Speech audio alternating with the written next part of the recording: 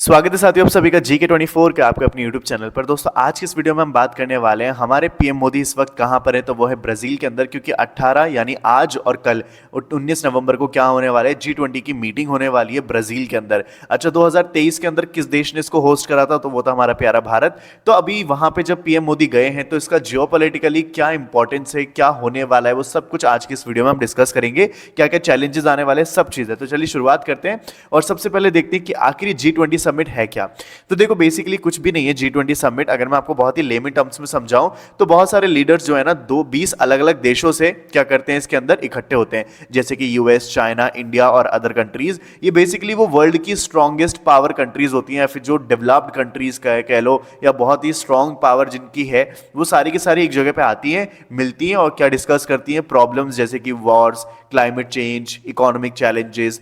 और 2024 के अंदर ये कहां पे हो रहा है, तो रियो डी जेनेरियो ब्राजील के अंदर ये हो रहा है। ठीक है, तो वहां पे क्या होता है, G20 समिट यही होती है। आई होप आपको समझ में आ गया होगा। अब बात करते हैं कि पीएम मोदी की विजिट इस बार क्यों इंपॉर्टेंट है, why we are talking about that. देखो लास्ट ईयर जो था इंडिया ने होस्ट करी थी G20 समिट को, जहां पे इंडिया ने फोकस किया था पुअर कंट्रीज को हेल्प करना, जिसको कि ग्लोबल साउथ बोला गया। इस बार भी पीएम मोदी जो है उसको कंटिन्यू रखना चाहते हैं कि हम जो है हंगर और पुअर्टी को जड़ से खत्म करें। दूसरा इशू जो यहाँ पे पीएम मोदी रेस करेंगे इस G20 समिट के अंदर, वो होगा वर्ल्ड पीस के लिए। आपको पता है कि अभी करंटली दो देशों के बीच में वॉर चल रहा है, एक्चुअली दो नहीं 4 देशों के बीच में चल रहा है, बट वो अलग अलग है। जैसे ये एक तो पेयर है रशिया यूक्रेन का वॉर चल रहा है, और दूसरा है यहाँ पे इजराइल और हमास का वॉर चल रहा है। ठीक है, तो यहाँ पे मोदी जी चाहते हैं कि भाई हम जो है पीस टॉक्स हो, सोल्यूशन फाइंड किए जाए और यहाँ पे शांति बनी रहे ग्लोबल लेवल पे। और तीसरी जो चीज यहाँ पे रेस करेंगे पीएम मोदी, वो होगा यूनाइटेड नेशन रिफॉर्म। आपको पता है कि इंडिया जो है अपनी परमानेंट सीट पाने के लिए कितना ज्यादा जो है ट्राई करता है यूनाइटेड नेशन के अंदर, because we are the deserving candidate, right. और उससे रिलेटेड हम कई बार वीडियोस बना के उसमें बातचीत कर चुके हैं। लेकिन फिलहाल के लिए इंडिया ही मानता है कि जो यूनाइटेड नेशन है वो बहुत ही बड़ी एक डिसीजन मेकिंग बॉडी है, जो ग्लोबल लेवल पे फैसले लेती है, लेकिन आज के टाइम पे वो क्या हो चुकी है, आउटडेटेड हो चुकी है, जो कि बनी कब थी 1945 के अंदर। तो पीएम मोदी जो है G20 समिट में यही कहेंगे कि इंडिया और ब्राजील को जो है साथ मिलकर एक पहल करनी चाहिए कि भाई हमें परमानेंट सीट मिले in the United nation security council. तो ये भी एक इशू है जो इंडिया यहाँ पे फॉरवर्ड पुट करेगा। तो खैर इसीलिए जो है पीएम मोदी की विजिट इंपॉर्टेंट है ब्राजील के अंदर G20 की समिट 2024 के लिए। ठीक है, तो आई होप आपको अब रीजन समझ में आया होगा।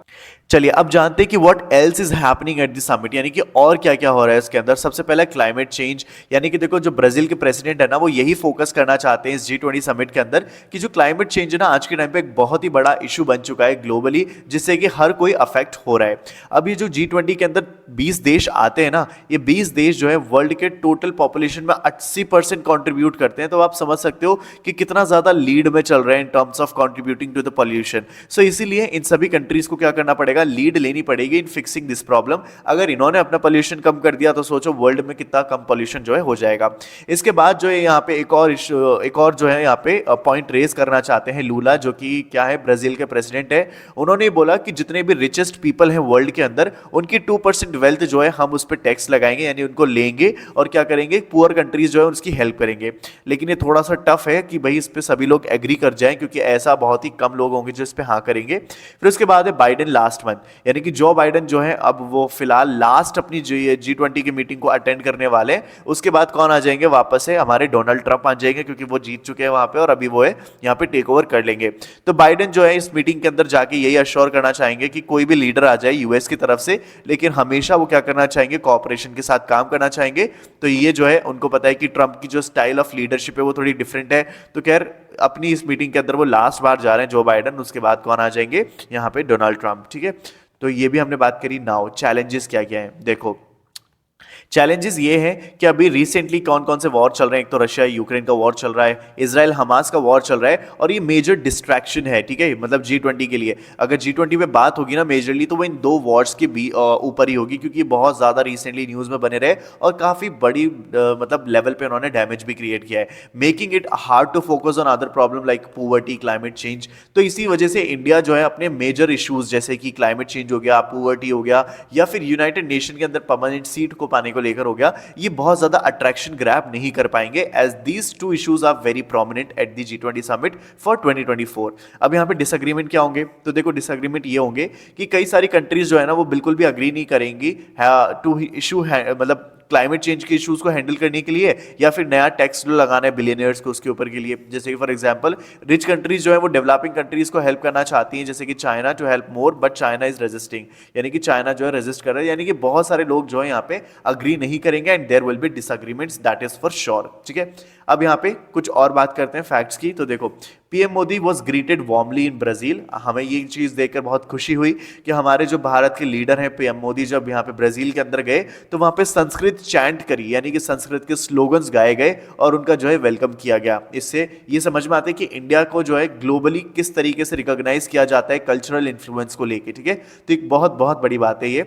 ही might meet world leaders like China के president Xi Jinping and the new UK prime minister Keir Starmer. ठीक है, तो आपको ये भी याद रखना है कि नए जो यूके के प्राइम मिनिस्टर बने वो बने कीर स्टारमर। ठीक है, तो उनसे भी वो जो है यहाँ पे मुलाकात करेंगे। तो अगर कंक्लूजन की बात करें तो फिलहाल कंक्लूजन यही है कि पीएम मोदी इस वक्त ब्राजील के अंदर है, जहां पे वो इंडिया को रिप्रेजेंट करेंगे और अपनी प्रायोरिटीज को जो है वो पुट फॉरवर्ड करेंगे, जो कि प्रायोरिटीज क्या है, पीस जो है वो बनी रहे, पुवर्टी जो है वो खत्म हो, क्लाइमेट चेंज से लड़ा जाए और पूरा ग्लोबल कॉम्परेशन जो है उसको हम और ज़्यादा इंप्रूव करें।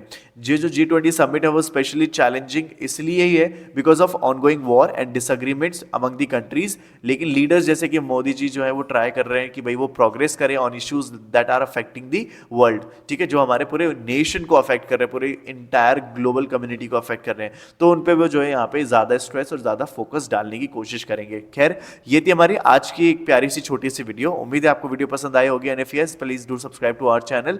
और अगर आप किसी एग्जाम की तैयारी करें तो आपके पास ये दो एप्लीकेशन जरूर होनी चाहिए, एक है vocab24, एक है GK24। इन दोनों पे ही आपको फ्री ऑफ कॉस्ट इंग्लिश और जीके का स्टडी मटेरियल मिल जाएगा।